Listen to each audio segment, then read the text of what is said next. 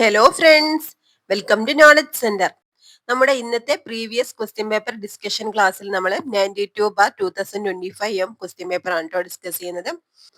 അപ്പൊ നമ്മുടെ ഈ ഒരു previous question paper discussion series ആദ്യമായി കാണുന്നവരുണ്ടെങ്കിൽ ഒന്ന് സബ്സ്ക്രൈബ് ചെയ്ത് സപ്പോർട്ട് ചെയ്യട്ടോ. അതുപോലെ തന്നെ ഈ ഒരു ക്ലാസ് നിങ്ങൾക്ക് യൂസ്ഫുൾ ആകുന്നുണ്ടെങ്കിൽ ഒന്ന് ലൈക്ക് ചെയ്യുക.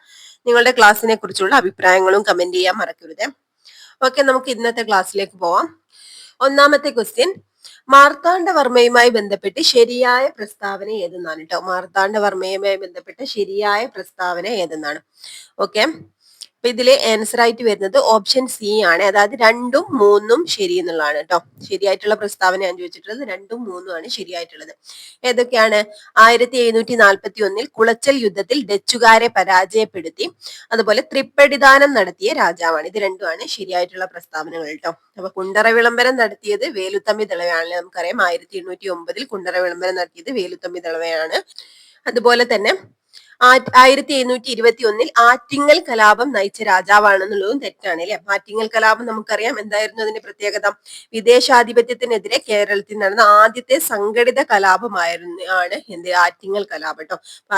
ആറ്റിങ്ങൽ കലാപം, ആറ്റിങ്ങലിലെ നാട്ടുകാരാണ് ആറ്റിങ്ങൽ കലാപത്തിൽ പങ്കെടുത്തിട്ടുള്ളത്.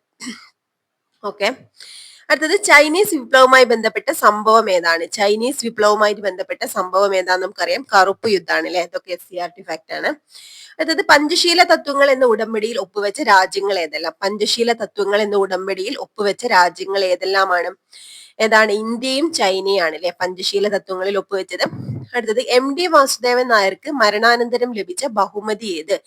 MD വാസുദേവൻ നായർക്ക് മരണാനന്തരം ലഭിച്ച ബഹുമതി ഏതാണ്? ഓപ്ഷൻ സി ആണ്, പത്മവിഭൂഷൺ ആണ് കേട്ടോ. പത്മവിഭൂഷൺ ആണ് മരണാനന്തരം ലഭിച്ച ബഹുമതി.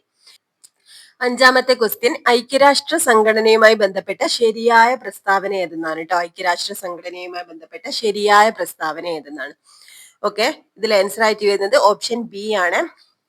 അതായത് 1, 3, 4 എന്നിവ ശരിയാണ് കേട്ടോ. 1, 3, 4 എന്നിവ ശരിയാണ്. ഓക്കെ, അപ്പൊ ഒന്നാമത്തത് എന്താ? 1945 ഒക്ടോബർ 24 ആണ് നിലവിൽ വന്നത്. ഐക്യരാഷ്ട്ര സംഘടനയാണ് കേട്ടോ. 1945 ഒക്ടോബർ 24 നിലവിൽ വന്നു. പിന്നെ അടുത്ത ഏതാണ്?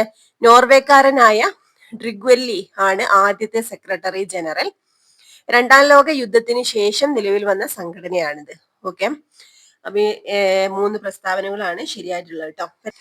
രണ്ടാമത്തെ പ്രസ്താവനയിലാണ് തെറ്റുള്ളത്. 1949 നവംബർ 26 നിലവിൽ വന്നു എന്നുള്ളതാണ് തെറ്റായിട്ടുള്ള പ്രസ്താവന കേട്ടോ. 1945 ഒക്ടോബർ 24 1945 ഒക്ടോബർ 24 ഐക്യരാഷ്ട്ര സംഘടന നിലവിൽ വരുന്നത്. ഓക്കെ, അടുത്ത ക്വസ്റ്റ്യൻ, 1857 നടന്ന 1ാം ഇന്ത്യൻ സ്വാതന്ത്ര്യ സമരവുമായി ബന്ധപ്പെട്ട ശരിയല്ലാത്ത പ്രസ്താവന ഏതെന്നാണ് കേട്ടോ. ഇതില് ശരിയല്ലാത്ത പ്രസ്താവനയാണ് ചോദിച്ചത്. ഏതാണ് ഇതില് ശരിയല്ലാത്ത പ്രസ്താവന? 1ാം ഇന്ത്യൻ സ്വാതന്ത്ര്യ സമരം ആരംഭിച്ചത് താൻസിയിലാണെന്നുള്ളതാണ് എന്ത് ശരിയല്ലാത്ത പ്രസ്താവന കേട്ടോ. താൻസിയിലാണെന്നുള്ള. എവിടെ നിന്നാണ് ആരംഭിച്ചിട്ടുള്ളത്?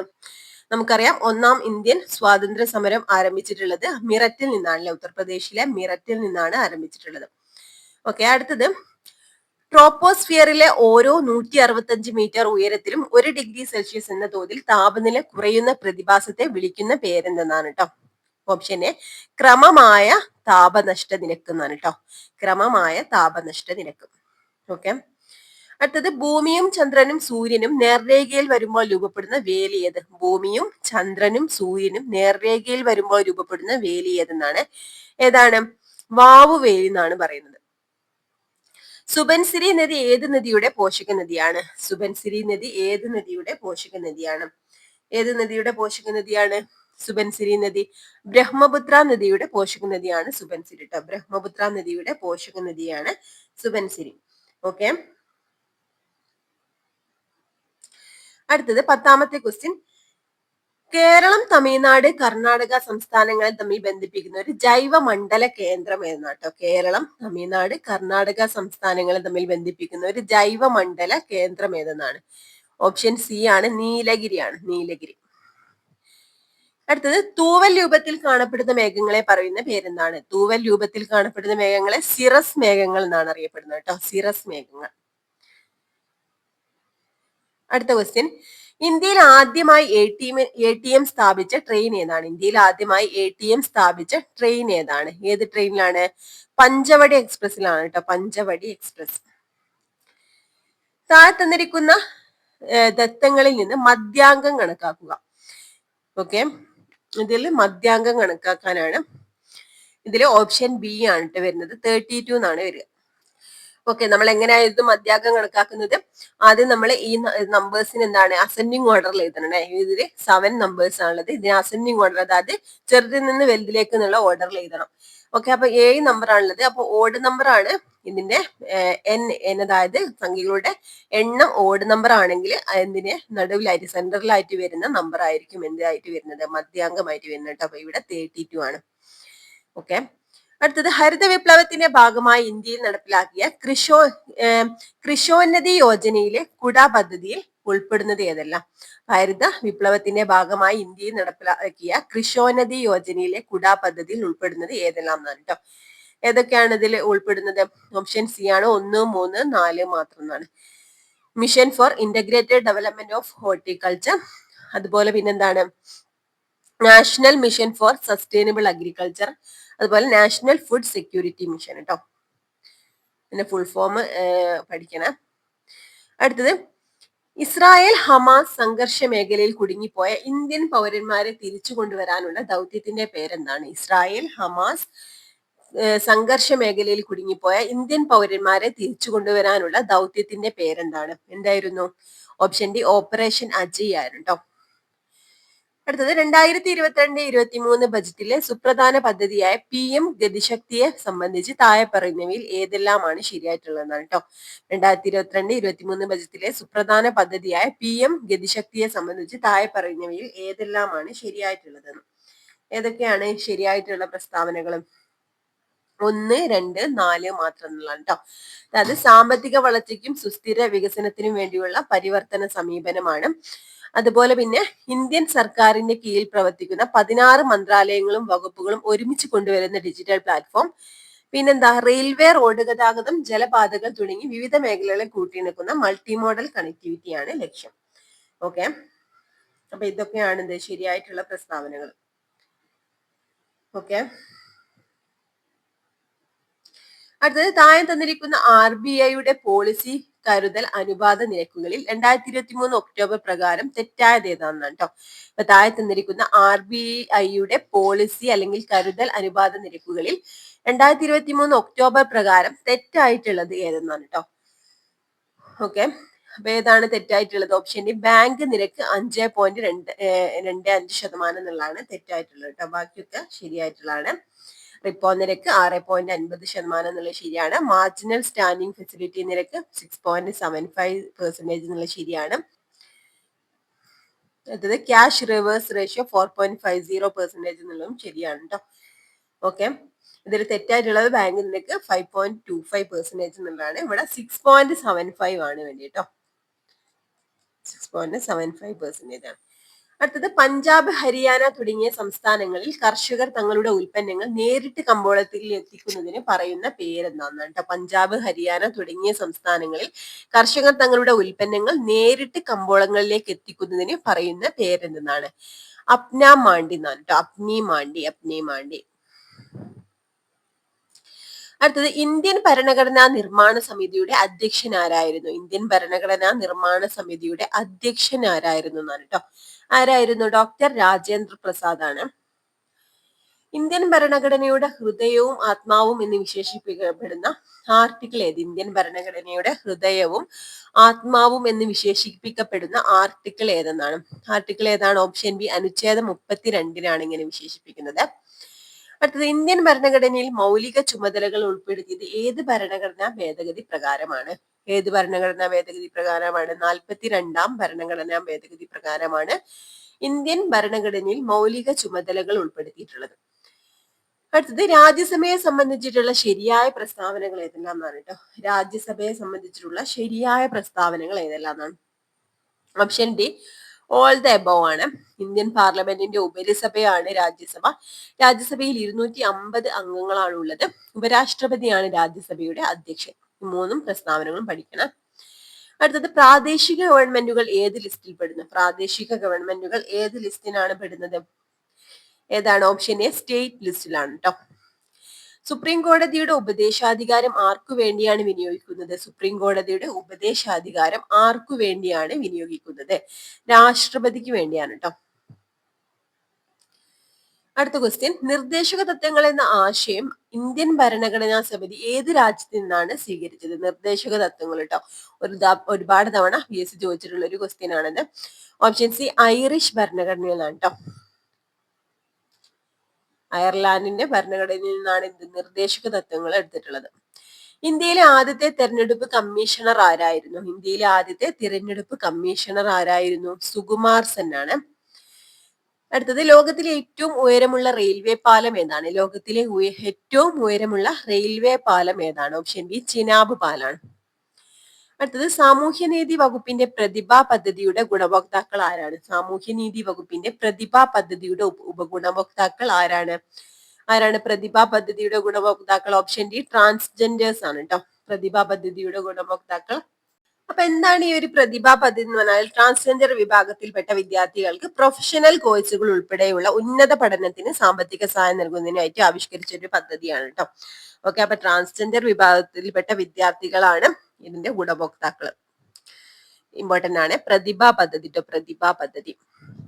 അതായത് കേരള സംസ്ഥാന ദുരന്ത നിവാരണ അതോറിറ്റിയുടെ ചെയർമാൻ ആരാണ്? കേരള സംസ്ഥാന ദുരന്ത നിവാരണ അതോറിറ്റിയുടെ ചെയർമാൻ ആരാണെന്നാണ് കേട്ടോ ചോദിച്ചിട്ടുള്ളത്. മുഖ്യമന്ത്രിയാണ്. അടുത്തത്, തദ്ദേശ സ്വയംഭരണ സ്ഥാപനങ്ങളിലെ തിരഞ്ഞെടുപ്പ് നടത്തുന്നത് ദേശാണ്. ആരാണ് തദ്ദേശ സ്വയംഭരണ സ്ഥാപനങ്ങളിലേക്കുള്ള തെരഞ്ഞെടുപ്പ് നടത്തുന്നത്? സംസ്ഥാന തെരഞ്ഞെടുപ്പ് കമ്മീഷൻ ആണ് കേട്ടോ. അടുത്ത ക്വസ്റ്റ്യൻ, ഇന്ത്യൻ വുമൺസ് പ്രീമിയർ ലീഗിൽ ഒരു മത്സരത്തിൽ 5 വിക്കറ്റ് സ്വന്തമാക്കിയ ആദ്യ ഇന്ത്യൻ താരം. ഇന്ത്യൻ വുമൺസ് പ്രീമിയർ ലീഗിൽ ഒരു മത്സരത്തിൽ 5 വിക്കറ്റ് സ്വന്തമാക്കിയ ആദ്യ ഇന്ത്യൻ താരമാരെന്നാണ് കേട്ടോ. ആരാണ്? ആശാ ശോഭനയാണ്. അതായത് എംഫിസീമ ഏത് അവയവത്തെ ബാധിക്കുന്ന ഒരു ജീവിതശൈലി രോഗമാണ്? ഏത് അവയവത്തെയാണ് ബാധിക്കുന്നത് എംഫിസീമ? ഏത് അവയവത്തെയാണ്? ശ്വാസകോശത്തെ ബാധിക്കുന്ന രോഗമാണ് അല്ലെ. അത് ഉറക്കത്തിന്റെയും ഉണർവിന്റെയും താളക്രമം പാലിക്കുന്നതിന് സഹായിക്കുന്ന ഹോർമോൺ ഏതാണ്? ഉറക്കത്തിന്റെയും ഉണർവിന്റെയും താളക്രമം പാലിക്കുന്നതിന് സഹായിക്കുന്ന ഹോർമോൺ ഏതെന്നാണ് കേട്ടോ. ഏത് ഹോർമോൺ ആണ്? മെലാറ്റോണിൻ ആണ്, മെലാറ്റോണിൻ. തൈറോയിഡിന്റെ പ്രവർത്തനത്തെ നിയന്ത്രിക്കുന്ന ധാതു ഏതാണ്? തൈറോയിഡിന്റെ പ്രവർത്തനത്തെ നിയന്ത്രിക്കുന്ന ധാതു അയഡിൻ ആണ് കേട്ടോ. രോഗങ്ങളും അവയുടെ രോഗാണുക്കളും തന്നിരിക്കുന്നതിൽ തെറ്റായ ജോഡി ഏതെന്നാണ് കേട്ടോ. ഇതിൽ തെറ്റായിട്ടുള്ള ജോഡിയാണ് കണ്ടെത്താൻ പറഞ്ഞിട്ടുള്ളത്. ഏതാണ് ഇതിൽ തെറ്റായിട്ടുള്ള ജോഡി? അപ്പൊ ഈ ഒരു ക്വസ്റ്റ്യന്റെ ആൻസർ ആയിട്ടും നമ്മുടെ പ്രൊവിഷണൽ ആൻസർ കീയില് ഇതിന്റെ ആൻസർ ആയിട്ട് കൊടുത്തിട്ടുണ്ടായിരുന്നത് ഓപ്ഷൻ സി വൈറസ് ന്യൂമോണിയ എന്നുണ്ടായിരുന്നു കേട്ടോ. എന്നാൽ ഫൈനൽ ആൻസർ കീ വന്നപ്പോൾ ഈ ഒരു ക്വസ്റ്റ്യൻ ഡിലീറ്റ് ചെയ്യാണ് ചെയ്തിട്ടുള്ളത്. ശരിക്കും ഈ ഒരു വൈറസ് ന്യൂമോണിയ എന്നുള്ളത് ന്യൂമോണിയ പ്രധാനമായിട്ടും ബാക്ടീരിയ മൂലമാണ് ഉണ്ടാകുന്നത്. പക്ഷെ എങ്കിലും എന്താ ചില വൈറസുകളും, അതായത് ഇൻഫ്ലുവൻസ വൈറസ് ഒക്കെ അല്ലെങ്കിൽ RSV വൈറസ് ഒക്കെ ന്യൂമോണിയക്ക് കാരണമാകുന്നുണ്ട്.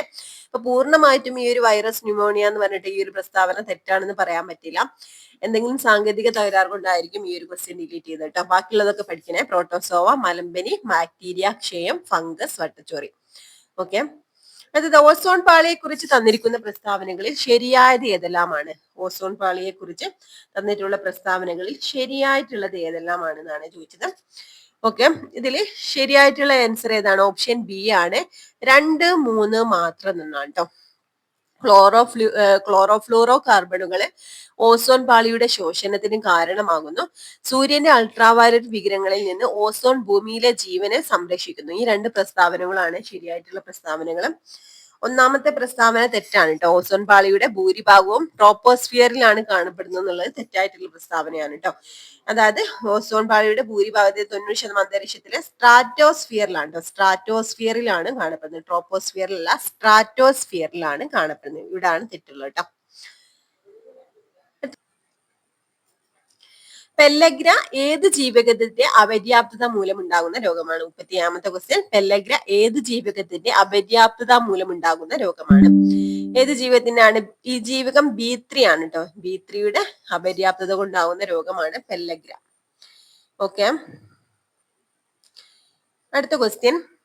38ാമത്തെ ക്വസ്റ്റ്യൻ, ഒരു ലെൻസിന്റെ പവർ +2.5D ആണ്. ഇത് ഏത് ലെൻസ് ആണ്? ഇതിന്റെ ഫോക്കസ് ദൂരം എത്ര എന്നാണ് കേട്ടോ. +2.5D എന്നാണ് പവർ കൊടുത്തത്. ഇത് ഏത് ലെൻസ് ആണ്? ഇതിന്റെ ഫോക്കസ് ദൂരം എത്രയാണെന്നാണ്. ഓക്കെ, ഇത് ഏത് ലെൻസ് ആണ്? നമുക്കറിയാം ഇത് കോൺവെക്സ് ലെൻസ് ആണ് കേട്ടോ. അതിന് 40 സെന്റിമീറ്റർ ആണ് ഇതിന്റെ ഫോക്കസ് ദൂരം വരുന്നത്. ഓക്കെ, അപ്പൊ ഇതെങ്ങനെയാണ് നമ്മൾ കണക്കാക്കുന്നത്? ജസ്റ്റ് ഒന്ന് നോക്കലേ. അപ്പൊ എങ്ങനെയാണ്? അതായത് ഫോക്കസ് ദൂരവും പവറും തമ്മിലുള്ള ബന്ധം കാണിക്കുന്നത് F=1/P എന്ന് പറഞ്ഞ എന്താ വരുന്നത്? സമവാക്യമാണ് വരുന്നത് അല്ലെ. അപ്പൊ F= എത്ര വരും? 1/2.5 എന്ന് വരും. ഓക്കെ, അപ്പൊ ഇവിടെ ആൻസർ ആയിട്ട് 0.4 മീറ്റർ എന്ന് വരും കേട്ടോ. മീറ്ററിലാണ് ഇവിടെ കിട്ടിയിട്ടുള്ളത്. പക്ഷെ ഇവിടെ നമുക്ക് സെന്റിമീറ്ററിലാണ് എല്ലാ ആൻസറും തന്നിട്ടുള്ളത് അല്ലെ. അതിപ്പോ അതിനെ സെന്റിമീറ്ററിലേക്ക് മാറ്റാൻ 0.4 × 100 ചെയ്യുമ്പോൾ നമുക്ക് എത്ര കിട്ടുക? 40 സെന്റിമീറ്ററിന് കിട്ടും. ഓക്കെ, അപ്പൊ കോൺവെക്സ് ലെൻസ് ഇവിടെ +5 ആയതുകൊണ്ട് തന്നെ കോൺവെക്സ് ലെൻസ് ആണ്. അത് കോൺവെക്സ് ലെൻസും 40 സെന്റിമീറ്റർ ഫോക്കസ് ദൂരം. അടുത്ത താഴെ പറയുന്നവയിൽ ഏതിലാണ് ശബ്ദത്തിന്റെ വേഗത ഏറ്റവും കൂടുതൽ? ഏതിലാണ്? ശബ്ദത്തിന്റെ വേഗത ഏറ്റവും കൂടുതൽ ഇവയിൽ ഏതാണെന്നാണ്. ഏതിലാണ്? സ്റ്റീലിനാണ് കേട്ടോ. അടുത്തത് പ്രതലബലം S-ഉം ആരം R-ഉം ഉള്ള ഒരു സോപ്പ് കുമിളയുടെ ഉള്ളിലുള്ള അതിമർദ്ദം എത്ര എന്നാണ് കേട്ടോ. പ്രതലബലം S ആണ് തന്നിട്ടുള്ളത്. ആരം R-ഉം ഉള്ള ഒരു സോപ്പ് കുമിളയുടെ ഉള്ളിലുള്ള അതിമർദ്ദം എത്ര എന്നാണ്. ഓപ്ഷൻ എ 4S/R എന്നാണ് കേട്ടോ വരിക. 4S/R. ISROയുടെ മൂന്നാമത്തെ ചാന്ദ്ര ദൗത്യമായ ചന്ദ്രയാൻ 3 ചന്ദ്രനിൽ ഇറങ്ങിയത് എന്നാണ്. അപ്പൊ ചന്ദ്രയാൻ 3നെ പറ്റി ഡീറ്റെയിൽ ആയിട്ട് തന്നെ പഠിക്കണം കേട്ടോ. ഓപ്ഷൻ ബി 2023 ഓഗസ്റ്റ് 23-നാണ്. ലവണങ്ങളുടെ ജലീയ ലായനിയുടെ pH മൂല്യം താഴെ കൊടുത്തിട്ടുണ്ട്. ശരിയായ പ്രസ്താവനകൾ ഏതെല്ലാം? ഓക്കെ, ഏതൊക്കെയാണ് ശരിയായിട്ടുള്ള പ്രസ്താവനകൾ? ഒന്നാമത്തെ പ്രസ്താവന NH4Cl ജലീയ ലായനിയുടെ pH മൂല്യം Aയിൽ കുറവാണെന്നുള്ളതാണ് അല്ലെ. അപ്പൊ ഇവിടെ എന്താണ്? NH4Cl അതായത് അമോണിയം ക്ലോറൈഡ് ആണ് അല്ലെ. അതായത് ഇത് HCl അതായത് ശക്തമായിട്ടുള്ള ഒരു ആസിഡ് ആണ് HCl. അതുപോലെ തന്നെ NH4OH ഉം HCl-ഉം പ്ലസ് NH4OH ആണ് NH4Cl കേട്ടോ. അപ്പൊ ഇവിടെ ശക്തമായിട്ടുള്ള ഒരു ആസിഡ് ആയിട്ടുള്ള HCl-ഉം അതുപോലെ ഒരു ബേസ് NH4OH ആണ് ഇവിടെ ചേർന്നുണ്ടായിട്ടുള്ള ഒരു ലവണമാണ് എന്ത്? അമോണിയം ക്ലോറൈഡ് എന്ന് പറയുമ്പോൾ. പക്ഷെ ഇതിനെന്തായിരിക്കും? ഇതിന് ആസിഡിക് സ്വഭാവമാണ് കാണിക്കുന്നത് കേട്ടോ. അതുകൊണ്ട് തന്നെ 7-ൽ കുറവായിരിക്കും pH മൂല്യം. അടുത്തത് NaNO3 ജലീയ ലായനിയുടെ pH മൂല്യം Aയിൽ കൂടുതലാണെന്നുള്ളതാണ് കേട്ടോ. ഇത് തെറ്റായിട്ടുള്ള പ്രസ്താവനയാണ്. ഇവിടെ എന്താണ്? NaNO3 സോഡിയം നൈട്രേറ്റ് ആണല്ലേ. അപ്പൊ ഇതൊരു ശക്തമായിട്ടുള്ള ആസിഡ്, അതായത് HNO3യും അതുപോലെ തന്നെ NaOH-ഉം കൂടിയിട്ടുള്ളതാണ്. ഇവിടെ എന്താണ്? pH മൂല്യം Aന് തുല്യമായിരിക്കും കേട്ടോ. ഇത് എന്താണ്? അത്തരം ലവണങ്ങളുടെ അതായത് ശക്തമായിട്ടുള്ള ഒരു ആസിഡും ശക്തമായിട്ടുള്ള ഒരു ബേസും ആണ് ഇവിടെ രണ്ടും. അപ്പൊ എന്താണ്? ഇവിടെ pH മൂല്യം 7-ന് തുല്യമായിരിക്കും കേട്ടോ. 7-ൽ കൂടുതലായില്ല ഉണ്ടാവുക. ഇവിടെ ഇനി മൂന്നാമത്തെ പ്രസ്താവനയിൽ CH3CONA ജലീയ ലായനിയുടെ pH മൂല്യം Aയിൽ കൂടുതലാണെന്നാണ് കൊടുത്തത് കേട്ടോ. അപ്പൊ ഈ ഒരു പ്രസ്താവന ശരിയാണ്. അതായത് സോഡിയം അസറ്റേറ്റ് ആണ് അല്ലെ. സോഡിയം അസറ്റേറ്റ് ആണിത്. അപ്പൊ ഇവിടെ പിന്നെ ഇത് അതായത് CH3COH എന്ന് പറഞ്ഞാൽ ശക്തമായിട്ടുള്ള ഒരു ബേസ് ആണ്. അതുപോലെ NaOH എന്ന് പറഞ്ഞിട്ടുണ്ടെങ്കിൽ ഒരു ലവണാണ് കേട്ടോ. ഇതിന്റെ ലായനി ബേസിക് സ്വഭാവമാണ് കാണിക്കുന്നത് കേട്ടോ. അപ്പൊ എന്താണ്? pH മൂല്യം Aയിൽ കൂടുതലായിരിക്കും. ഓക്കെ, അപ്പൊ ഇത് ഈ ഒരു പ്രസ്താവന ശരിയാണ്. ഇനി അടുത്തത് 43ാമത്തെ ക്വസ്റ്റ്യൻ. താഴെ കൊടുത്ത രാസപ്രവർത്തനങ്ങളെ റിഡോക്സ് പ്രവർത്തനം അല്ലാത്തത് എന്നാണ് കേട്ടോ. റിഡോക്സ് പ്രവർത്തനം അല്ലാത്തത് ഏതെന്നാണ്. അപ്പൊ ഏതാണ്? ഓപ്ഷൻ സി ആണ്. CaCO3 CaO-CaO+CO2 എന്നുള്ളതാണ് എന്ത്? റിഡോക്സ് പ്രവർത്തനം അല്ലാത്തത്. ഓക്കെ, അപ്പൊ എന്താണ് റിഡോക്സ് പ്രവർത്തനം എന്ന് പറഞ്ഞാല്? അതായത് ഒരു രാസപ്രവർത്തനം ഓക്സിഡേഷനും റിഡക്ഷനും ഒരേ സമയം അതിനെയാണ് റിഡോക്സ് പ്രവർത്തനം എന്ന് പറയുന്നത് കേട്ടോ. ഓക്സിഡേഷനും റിഡക്ഷനും ഒരേ സമയം നടക്കുന്നുണ്ടെങ്കിൽ അതിനെയാണ് റിഡോക്സ് പ്രവർത്തനം എന്ന് പറയുന്നത്. ഓക്കെ. അപ്പൊ ഓപ്ഷൻ സിയിലെ കാൽസ്യം കാർബണേറ്റിന്റെ വിഘടനാണ് കാണിക്കുന്നത് കേട്ടോ. CaCO3, അതായത് കാൽസ്യം കാർബണേറ്റ് വിഘടിച്ച് CaO+CO2 ആയിട്ട് മാറാണ്. ഇതൊരു റിഡോക്സ് പ്രവർത്തനം അല്ല കേട്ടോ. അല്ലാത്തതാണ് ചോദിച്ചത്. അപ്പൊ ഇതൊരു റിഡോക്സ് പ്രവർത്തനം അല്ല. ഇതൊരു താപ വിഘടനം അല്ലെങ്കിൽ തെർമൽ ഡീകമ്പോസിഷൻ പ്രവർത്തനമാണ്. ഇതിൽ ഒരു മൂലകത്തിന്റെയും ഓക്സിഡേഷൻ അവസ്ഥയ്ക്ക് മാറ്റം സംഭവിക്കുന്നില്ല. ഓക്കെ. ബാക്കിയുള്ളതൊക്കെ റിഡോക്സ് പ്രവർത്തനത്തിന് ഉദാഹരണമാണ്. അപ്പൊ എന്താ റിഡോക്സ് പ്രവർത്തനം ഇമ്പോർട്ടന്റ് ആണ്. ഓക്സിഡേഷനും റിഡക്ഷനും ഒരേ സമയം നടക്കുന്നുണ്ടെങ്കിലാണ് അത് റിഡോക്സ് പ്രവർത്തനം കേട്ടോ. അപ്പോ ഓപ്ഷൻ സി ആണ് റിഡോക്സ് പ്രവർത്തനം അല്ലാത്തത്. അടുത്തത് 44-ാമത്തെ ക്വസ്റ്റ്യൻ ആണ്. കോളം 1-ലെ മൂലകങ്ങളെ കോളം 2-ലെ അവയുടെ പോളിംഗ് സ്കെയിലിലെ ഇലക്ട്രോ നെഗറ്റിവിറ്റിയുമായി ചേരുമ്പടി ചേർത്ത് എഴുതിയാൽ ശരിയായത് ഏതെന്നാണ് കേട്ടോ. അപ്പൊ കോളം 1-ലെ മൂലകങ്ങളെ കോളം 2-ലെ അവയുടെ പോളിംഗ് സ്കെയിലിലെ ഇലക്ട്രോ നെഗറ്റിവിറ്റിയുമായി ചേരുമ്പടി ചേർത്ത് എഴുതിയാൽ ശരിയായിട്ടുള്ളത് ഏതെന്നാണ്. ഓക്കെ. ഇതില് ശരിയായിട്ടുള്ളത് ഏതാണ്? ആൻസർ ആയിട്ട് വരുന്നത് ഓപ്ഷൻ ഡി ആണ് വരുന്നത് കേട്ടോ. നോക്കാം. ബോറോണ് ഇലക്ട്രോനെഗറ്റിവിറ്റി 2 ആണ് കേട്ടോ. ബോറോണിന്റെ ഇലക്ട്രോനെഗറ്റിവിറ്റി 2 ആണ്. ഇനി കാർബണിൻ്റെതോ? കാർബണിൻ്റെത് 2.5 ആണ് ഇലക്ട്രോനെഗറ്റിവിറ്റി. നൈട്രജൻ്റെതോ? നൈട്രജൻ്റെത് ഇലക്ട്രോനെഗറ്റിവിറ്റി 3 ആണ്. ബെർലിയത്തിൻ്റെത് 1.5 1.5 ആണ് കേട്ടോ. അടുത്തത് താഴെ തന്നിരിക്കുന്നവയിൽ ശരിയായ പ്രസ്താവന ഏതെന്നാണ് കേട്ടോ. ഇതില് ശരിയായിട്ടുള്ള പ്രസ്താവന ഏതെന്നാണ്. ഏതാണ് ശരിയായിട്ടുള്ള പ്രസ്താവന? ഏതാണ് ഇതിലെ ശരിയായിട്ടുള്ള പ്രസ്താവന? ഓപ്ഷൻ എ ആണല്ലേ. അതായത് 1ഉം 2ഉം ആണ് ശരിയായിട്ടുള്ള പ്രസ്താവനകൾ കേട്ടോ. 1847 ഹെർമൻ ഗുണ്ടട്ട് ആദ്യത്തെ മലയാള പത്രം രാജ്യസമാചാരം ആരംഭിച്ചു. പിന്നെ അതുപോലെ പിന്നെ എന്താണ്, മലയാളത്തിലെ രണ്ടാമത്തെ പത്രം പശ്ചിമോദയം ഹെർമൻ ഗുണ്ടട്ട് 1847 ആരംഭിച്ചു. ഓക്കെ. 3-ാമത്തെ പ്രസ്താവനയാണ് തെറ്റിട്ടോ. അതായത് ഹെർമൻ ഗുണ്ടട്ട് ലണ്ടൻ മിഷൻ സൊസൈറ്റിയിൽ അംഗമായിരുന്നു എന്നുള്ളതാണ് തെറ്റ്. ഹെർമൻ ഗുണ്ടട്ട് ബാസൽ മിഷനിലെ അംഗമായിരുന്നു കേട്ടോ. ബാസൽ മിഷനിൽ അംഗമായിരുന്നു. ഇതിന് പകരം ബാസൽ മിഷൻ ആണെന്നുണ്ടെങ്കിൽ ശരിയായിരുന്നു. ഓക്കെ. അപ്പൊ ഹെർമൻ ഗുണ്ടട്ട് ബാസൽ ഇമാജിക്കൽ മിഷന്റെ ഭാഗമായിരുന്നു, അതായത് അംഗമായിരുന്നു. അടുത്ത ക്വസ്റ്റ്യൻ 47-ാമത്തെ ക്വസ്റ്റ്യൻ. താഴെ തന്നിരിക്കുന്നവയിൽ തെറ്റായ പ്രസ്താവന ഏതെന്നാണ് കേട്ടോ. ഇതിൽ തെറ്റായിട്ടുള്ള പ്രസ്താവനയാണ് ചോദിച്ചിട്ടുള്ളത്. ഓക്കെ. അപ്പൊ ഇതിൽ തെറ്റായിട്ടുള്ള പ്രസ്താവന ഓപ്ഷൻ 3-ാമത്തതാണ് തെറ്റായിട്ടുള്ളത് കേട്ടോ. 3-ാമത്താണ് തെറ്റായിട്ടുള്ളത്. അപ്പൊ അങ്ങനെ ഒരു പിന്നെ ഓപ്ഷനില് 3 മാത്രം എന്നുള്ളത് ഇല്ലാത്തത് കൊണ്ട് ഈ ഒരു ക്വസ്റ്റ്യൻ ഡിലീറ്റ് ചെയ്യാണ് കേട്ടോ ചെയ്തിട്ടുള്ളത്. ആദ്യത്തെ 2 പ്രസ്താവനകളും ശരിയാണ്. ഫ്രാൻസിലെ പാരീസ് 2024 ഒളിമ്പിക്സിൽ ഇന്ത്യ ഒരു വെള്ളി മെഡലും 5 വെങ്കല മെഡലുമായി മെഡൽ പട്ടികയിൽ 71-ാം സ്ഥാനത്തായിരുന്നു എന്നുള്ളത് ശരിയാണ്. അടുത്ത എന്താണ്? 2020-ലെ ടോക്കിയോ ഒളിമ്പിക്സിലും 2024-ലെ പാരീസ് ഒളിമ്പിക്സിലും പുരുഷ ഹോക്കി ടീമിന്റെ ഗോൾ കീപ്പർ ആയിരുന്നു മലയാളിയായ പ്രിയ ശ്രീജേഷ്. ശരിയാണ്. 3-ാമത്തെ പ്രസ്താവനയിലാണ് കേട്ടോ തെറ്റുള്ളത്. 3-ാമത്തെ പ്രസ്താവനയില് എന്താ തെറ്റുള്ളത്? അതായത് ശ്രീജേഷിനും അതായത് പത്മശ്രീ ലഭിച്ചത് 2019-ലാണുള്ളത്. 2017-ലാണ് ലഭിച്ചിട്ടുള്ളത് കേട്ടോ. 3-ാമത്തെ സിവിലിയൻ ബഹുമതിയായ പത്മഭൂഷൺ 2025-ലും ലഭിച്ചു എന്നുണ്ടല്ലേ. അപ്പൊ ഇവിടെ 2017 കൊടുത്തത് തെറ്റാണ് കേട്ടോ. 2019-ലാണ്. 2019 കൊടുത്തത് തെറ്റാണ്. 2017-ലാണ് ലഭിച്ചിട്ടുള്ളത്. ഓക്കെ. അടുത്ത താഴെ തന്നിരിക്കുന്നതിൽ ശരിയായ പ്രസ്താവന ഏത്? അടുത്തത് ശരിയായിട്ടുള്ള പ്രസ്താവനയാണ് ചോദിച്ചത്.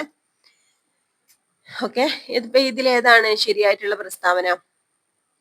ഓപ്ഷൻ ബി ആണ്. അതായത് 2ഉം 3ഉം ആണ് ശരിയായിട്ടുള്ള പ്രസ്താവന കേട്ടോ. 20-ാം നൂറ്റാണ്ടിന്റെ തുടക്കത്തിൽ വംശനാശത്തിന്റെ വക്കിലെത്തിയ കഥകളി, കൂടിയാട്ടം, മോഹിനിയാട്ടം മുതലായ കലകളെ പുനരുജ്ജീവിപ്പിക്കുന്നതിനും സംരക്ഷിക്കുന്നതിനും വേണ്ടിയുള്ള ശ്രമങ്ങൾക്ക് പ്രശസ്തമാണ് കേരള കലാമണ്ഡലം. കേരള കലാമണ്ഡലത്തെ 2006-ൽ ഇന്ത്യ ഗവൺമെന്റ് ഡീംഡ് യൂണിവേഴ്സിറ്റി ആയി പ്രഖ്യാപിച്ചു. ഇവ രണ്ടും ശരിയായിട്ടുള്ള പ്രസ്താവനകളാണ് കേട്ടോ. ഓക്കെ. അപ്പൊ ഇതില് 1-ാമത്തെ പ്രസ്താവനയിലാണ് തെറ്റുള്ളത്. എന്താണ് തെറ്റുള്ളത്? 1930 നാലപ്പാട് നാരായണ മേനോനും മുകുന്ദരാജയും ചേർന്ന് 1930-ൽ കേരള കലാമണ്ഡലം തൃശൂർ ജില്ലയിൽ ഭാരതപ്പുഴയുടെ തീരത്ത് സ്ഥാപിച്ചു എന്നുള്ളതാണ് കേട്ടോ.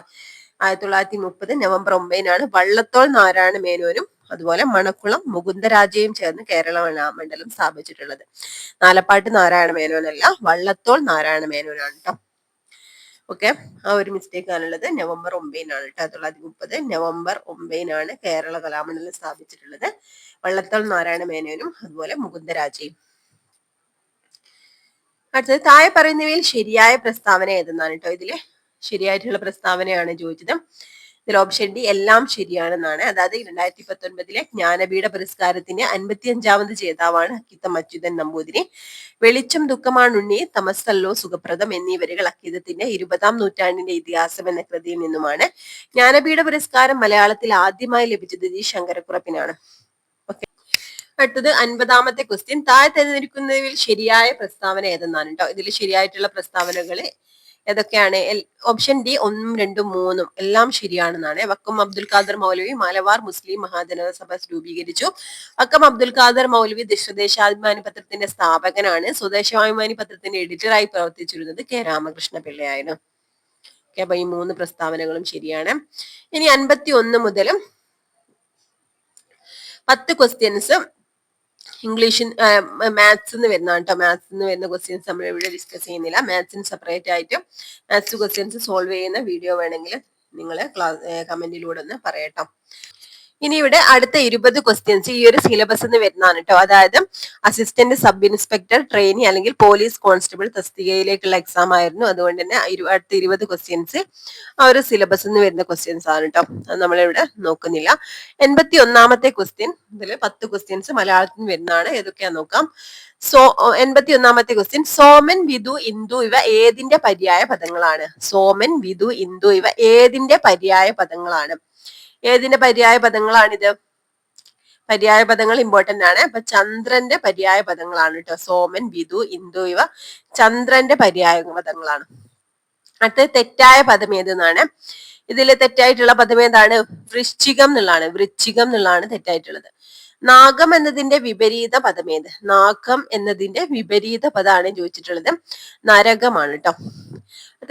അടുത്തത് 84ാമത്തെ ക്വസ്റ്റ്യൻ, ചെയ്യേണ്ടത് ചെയ്ത എന്നർത്ഥം വരുന്ന പദം ഏത്? ഓപ്ഷൻ ബി ആണ് കൃതകൃത്യ കേട്ടോ. ശരിയായ വാക്യം തിരഞ്ഞെടുക്കാനാണ് അടുത്തത്. ഇതിൽ ശരിയായിട്ടുള്ള വാക്യം ഏതാണ്? ഓപ്ഷൻ ഡി ഓരോരുത്തർക്കും ഓരോ പുസ്തകം കൊടുക്കണം എന്നുള്ളതാണ് ശരിയായിട്ടുള്ള വാക്യം. അടുത്ത ക്വസ്റ്റ്യൻ 86ാമത്തെ ക്വസ്റ്റ്യൻ, നിദ്വാനം എന്ന പദത്തിന്റെ അർത്ഥം. നിദ്വാനം എന്ന പദത്തിന്റെ അർത്ഥം ശബ്ദമാണ് കേട്ടോ. അടുത്തത് എരുതിയിൽ എണ്ണ ഒഴിക്കുക എന്ന ശൈലിയുടെ ഉചിതമായ പരിഭാഷ ഏതും? എരുതിയിൽ എണ്ണ ഒഴിക്കുക എന്നുള്ള to add fuel to the fire. താഴെ കൊടുത്തിരിക്കുന്ന പദങ്ങളിൽ ബഹുവചന രൂപം അല്ലാത്തത്. ഇതിൽ ബഹുവചന രൂപം അല്ലാത്തത് ഏതാണെന്നാണ്. പെങ്ങൾ എന്നുള്ളതാണ് കേട്ടോ. അടുത്തത് ജഗന്മനസ് പിരിച്ചെഴുതുക. ഇത് പിരിച്ചെഴുതിയാൽ എങ്ങനെയാ വരിക? ജഗത് പ്ലസ് അധികം ജഗത് അധികം മനസ്സ് എന്നാണ് കേട്ടോ വരിക. അടുത്തത് ആലത്തൂർ കാക്ക എന്ന ശൈലിയുടെ അർത്ഥം എന്ത്? ആലത്തൂർ കാക്ക എന്ന ശൈലിയുടെ അർത്ഥം എന്ത്? ഏതാണ്? ഓപ്ഷൻ സി ആശിച്ച കാലം കഴിക്കുന്നവനാണ് കേട്ടോ ആലത്തൂർ കാക്ക. അടുത്തത് identify the word with correct spelling. ഇനി അങ്ങോട്ട് 10 ക്വസ്റ്റ്യൻസ് ഇംഗ്ലീഷിൽ നിന്ന് വരുന്നതാണ്. ഏതാണ് ഒന്നാമത്തെ question? Identify the word with correct spelling. ഏതാണ്? കൺസെൻസസ്. അടുത്ത question, which is the plural form of the word cactus. Cactus എന്ന വേർഡിന്റെ പ്ലൂറൽ ഫോം ഏതാണെന്നാണ് ചോദിച്ചിട്ടുള്ളത് കേട്ടോ.